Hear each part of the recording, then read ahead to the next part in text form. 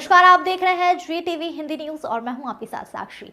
आइए करते हैं इस वक्त की बड़ी खबरों की शुरुआत। प्राप्त जानकारी के अनुसार वापी में कब्रिस्तान रोड पर रहने वाले एक एसटी बस ड्राइवर को उसकी प्रेमिका के पति ने इलेक्ट्रिक करंट देकर मार डाला और शव को ठिकाने लगाने के मकसद से पार्टी के पलसाना नदी में फेंक दिया। विश्वसनीय सूत्रों के अनुसार वापी एसटी डिवीजन में बस चालक के रूप में कार्यरत अरविंद भाई कमला भाई राठवा, उम्र 38 वर्ष, निवासी वापी कब्रिस्तान रोड, भलानी कॉम्प्लेक्स, मूल निवासी नवलजा गांव, तालुका क्वाड, जिला छोटा उदयपुर, अपने कमरे के बगल में रहने वाले राजू भाई रामसिंह राठौर की पत्नी शीतल के साथ अवैध संबंध रखता था।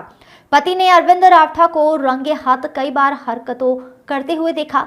आखिर में तंग आकर उसने अपने साथी के साथ मौत की योजना बनाई और आखिरकार 11 दिसंबर 2023 को दोपहर 1 बजे के करीब राजू रामसिंह ठाकुर और साथी नीरज मोहम्मद पजवानी के साथ मिलकर अरविंद राठवा को बुलाकर कमरे में पीटा, जिसके बाद शरीर पर बिजली के करंट दे मारा। लाश को ठिकाने लगाने और सबूत मिटाने के मकसद से लाश को कार में ले जाकर पाडरी के पास पलसाना नदी में फेंक दिया। आरोपी राजू रामसिंह ठाकुर ने अपनी पत्नी के गायब होने के बारे में वापी शहर पुलिस में शिकायत भी दर्ज करा दी है। पुलिस को नदी से लावारिस शव मिलने की सूचना मिलते ही शव को पोस्टमार्टम के लिए भेज दिया गया है। जांच में एसटी ड्राइवर अरविंद भाई कमला भाई राठवा के होने की पुष्टि की गई है। जांच में जुटकर पुलिस ने पूरे मामले में पता लगाते हुए आरोपी रामसिंह ठाकुर को संदेह के आधार पर हिरासत में लिया है, जहां उसने अपना जुर्म कबूल लिया है और साथ ही निसार मोहम्मद पंजवानी का भी हाथ बताया गया है। पुलिस ने दोनों के खिलाफ हत्या और सबूत मिटाने का आरोप लगाकर आगे की कार्यवाही शुरू कर दी है। वापी एसटी डेपो में ड्राइवर तरीके फरज बजावता अरविंदभाई गमलाभाई राठवा જે વાપીના કબ્રસ્તાન વિસ્તારમાં હાલાણી કોમ્પ્લેક્સમાં ભાડાથી રહેતા હતા, તેઓ એકલા રહેતા હતા અને તેમનો પરિવાર તેમના વતન છોટા ઉદેપુર ખાતે રહેતો હતો। છેલ્લા 10 દિવસથી આ અરવિંદભાઈ તેમના પરિવારના સંપર્કમાં ન હોય, તેથી તેમના પરિવારના સભ્યોએ વાપી આવી તપાસ કરેલી અને તેઓ મળી ન આવતા તેમના પરિવારના સભ્યોએ વાપી ટાઉન પોલીસ સ્ટેશનમાં અરવિંદભાઈ ગુમ થવા બાબતે જાણવાજોગ ફરિયાદ આપેલી હતી। આ જાણવાજોગની તપાસ દરમિયાન આ અરવિંદભાઈનું એમના જ વાપી ટાઉનમાં રહેતા પાડોશીએ ખૂન કરી અને એમની લાશ પારડીના પોણિયા વિસ્તારમાં ગંગા નદીમાં ફેંકી દીધેલી હકીકત મળતા પોલીસ સ્થળ ઉપરથી આ અરવિંદભાઈની લાશ શોધી કાઢેલ હતી અને તેને પોસ્ટમોર્ટમ માટે સિવિલ હોસ્પિટલમાં મોકલી આપેલ છે।